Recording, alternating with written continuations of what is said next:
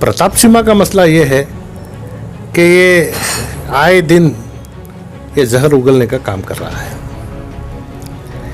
इसमें इतनी जुर्रत है कि ये कहता है कि ना मुसलमान अपने लिए एक मुल्क हमने दिया है। मैं प्रताप सिम्हा से ये सवाल करता हूं कि ये मुल्क तेरे बाप का है या दादा का है? इसे बंटवारा करने के लिए ये लोग जो सामने आए हैं, हिंदुस्तान के आज़ादी में जितने शहीद इस मुल्क के खातिर हुए हैं उन तमाम का नाम इंडिया गेट के ऊपर आज भी मौजूद है। और प्रताप सिम्हा और उनकी पार्टी मुल्क के गद्दारों के साथ उनकी दोस्ती रही। आज़ादी के लिए उनकी कोई भी है ना लड़ाई नहीं थी। तो इस वजह से इसके जवाब में प्रताप सिम्हा ये भी कहा कि तनवीर सेठ के बाप दादा जो थे वो हिंदू थे और ये है ना इस्लाम कबूल करने के बाद आज मुसलमान है। इस्लाम की दावत मैं प्रताप सिम्हा को भी देता हूँ। अगर हिम्मत है उसमें, एक पाकिज़ा मजहब अगर वो अपनाना चाहता है तो उसे मैं दावत देता हूँ कि वो है ना इस्लाम। सूरी नाजरीन इकराम, रियासत कर्नाटक में हिजाब के मामले को लेकर सारी जगहों पर जहर उगला जा रहा है। आज हमारे दरमियान साबिक़ वज़ीर और रुकन असम्बली आली जनाब अलहाज तनवीर सेठ साहब मौजूद हैं। जिस तरह की बातें, जिस तरह का भड़बड़ाहट जो है कहीं कहीं से जो है आ रही है हिजाब के मामले को लेकर, जनाब आप शहर मैसूर के रुकन असम्बली होने के नाते जो है इस पर आप क्या कहेंगे? और एक रुकन पार्लियामेंट जिस तरह की बातें, जिस तरह का जुबान इस्तेमाल करता है, वो जो है हमारी आने वाली नस्ल को जो है कहाँ लेके जा सकती है? सर तो सबसे पहले मैं ये बात कह दूं कि इस रियासत में वज़ीर तालीम के हैसियत से काम करने का मौका मुझे मिला। जिस वक्त में हुकूमत से मैंने मांग की थी और इसमें अल्लाह ने कामयाबी भी दी कि जो हमारे बच्चे 6वीं जमात के बाद स्कर्ट ना पहने, इसे चूड़ीदार के यूनिफॉर्म में मैंने इसको तब्दील दिया। तो आज अल्हम्दुलिल्लाह रियासत कर्नाटक में हर गवर्नमेंट स्कूल में बैको बच्ची 6वीं जमात से ऊपर चूड़ीदार इस्तेमाल हो रहा है।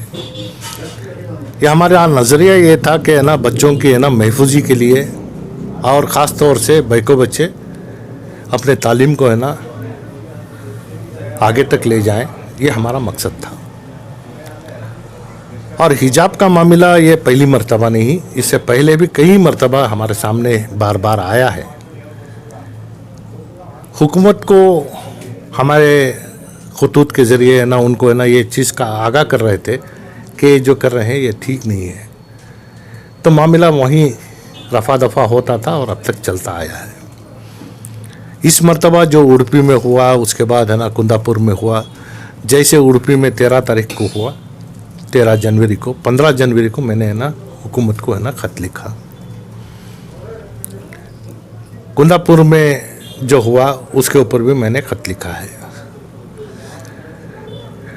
और वज़ीर तालीम होने के नाते मुझे है ना PUC में है ना किस तरीके का कानून है ये इसका इल्म भी मुझे था।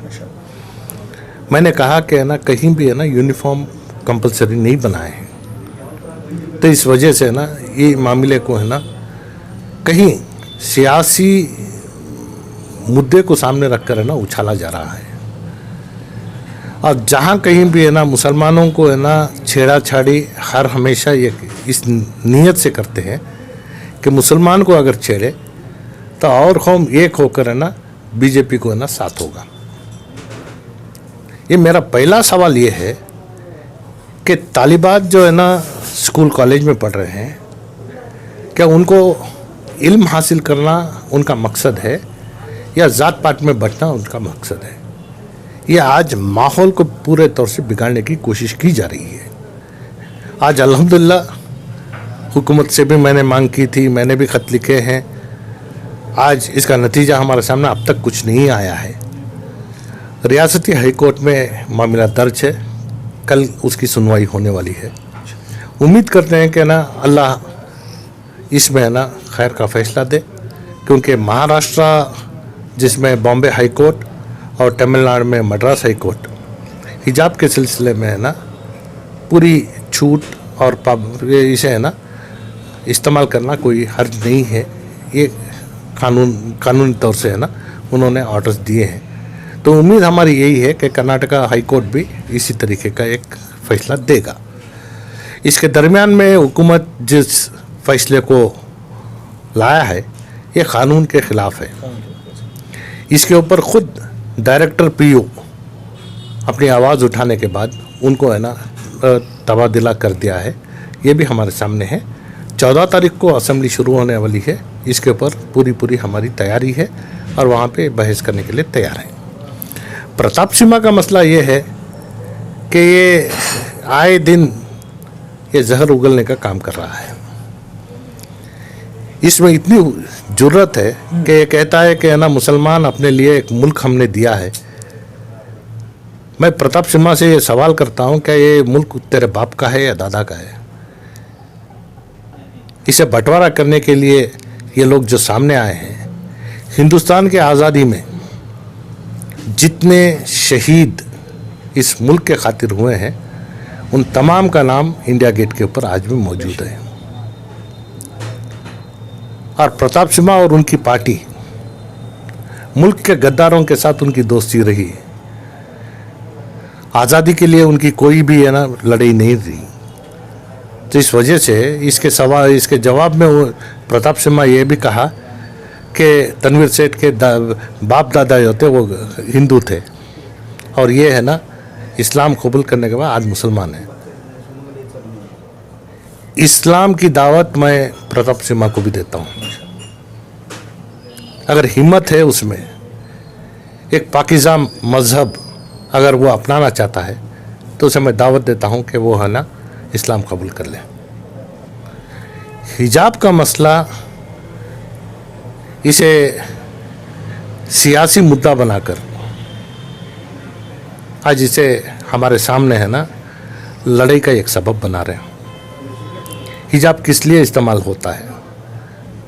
बैको बच्ची की जो खूबसूरती है, अल्लाह जो खूबसूरती औरत ज़ात में दिया है, इसे ढकने के लिए आँख और बाल पूरे तौर से है ना एक मैं मुबारकबाद देता हूँ उन गैर कौमों को जिन्होंने इसके हिमायत में है ना ये बात की कि अपने बदन को पूरे तौर से ढकना ये इनको है ना बीजेपी वालों को हजम नहीं हो रहा है। तो इस वजह से ये जो स्कूल कॉलेज को जाने की उम्र है, इस उम्र में इल्म हासिल करना ये हमारा मकसद है, ना बल्कि ज़ात पात के है ना मसलों में है ना हम है ना उलझना। जी सर, एक आखिरी सवाल है। हिजाब की आड़ में तलबात के साथ, ख़ासकर मुस्लिम लड़कियों के साथ जो है एक रकम का जो है उनके साथ भेदभाव करके उनकी कामयाबी के लिए वो खौफ खा रहे हैं। अगर बैको बच्चे पढ़ लिए तो सवाल करेंगे या कहीं बड़े बड़े ओहदे पे फाइज ना हो जाए, इससे उनको खौफ है या डर है? सर देखिए, जो कुछ भी हो ये मालूम नहीं ये दूरअंदेशी का एक मुजाहरा है या क्या। मेरे हाथों रियासत कर्नाटक में मुसलमानों के लिए जो 4% हमारा रिजर्वेशन है एम्प्लॉयमेंट में, ये हर हमेशा हमने देखा है कि है ना ये 4% भी है ना जनरल कैटेगरी में तब्दील होता था, हमें इसमें मौका नहीं मिलता था। 2015 में मैं इसको है ना बैकलॉग का है ना एक बैकलॉग मुसलमानों के लिए बैकलॉग का जारी करने के बाद हमारी नौकरी कोई ले नहीं सकता और इसे है ना बिना पुर करे ये मुकम्मल भी नहीं कर सकते। तो इससे है ना हमें कोई डर खौफ नहीं है। लेकिन मैं इतना ज़रूर कहूँगा कि ये ना बच्चों के ऊपर अपनी निशानदगी बना रहे हैं या है ना दूसरों के ऊपर है। ये मसला ये है कि इनके सियासी सरगर्मियों को है ना आगे बढ़ाने के लिए मुसलमान हर हाल में ना निशानदगी में आ गया है। तो अल्हम्दुलिल्लाह अल्लाह की ज़ात से हमें भरोसा है कि लाख भी कोशिश कर लें, जिसको अल्लाह की मदद है उसको कोई मिटा नहीं सकता। जी सर, बहुत बहुत शुक्रिया आपका। देखिए, जिस तरह का मसला सारे कर्नाटक में, रियासत में जो है उछल रहा है, तरह तरह की बातें हो रही हैं, जहर उगला जा रहा है। हर एक सियासी हो या समाजी जमात, सब लोग जो है इसमें हिस्सा ले रहे हैं, अपनी अपनी राय जो है वहाँ पर पेश कर रहे हैं। मगर एक रुकन पार्लियामेंट, जिसे बहुत बड़ी जिम्मेदारी है, बहुत बड़ा उनका मर्तबा है, उनके मुंह से इस तरह की बातें करना जो है ये कहीं ना कहीं एक तरफा जो है मालूम होता है। इसी तरह आप हमारी इस न्यूज़ चैनल को आगे ज़्यादा से ज़्यादा शेयर करें और आप लोगों की क्या राय है जनाब अलहाज अली जनाब तनवीर सेठ साहब की बातों को लेकर, आप हमें अपनी राय कमेंट्स बॉक्स में ज़रूर पेश कीजिएगा। तब तक के लिए अस्सलामु अलैकुम व रहमतुल्लाहि व बरकातुहू।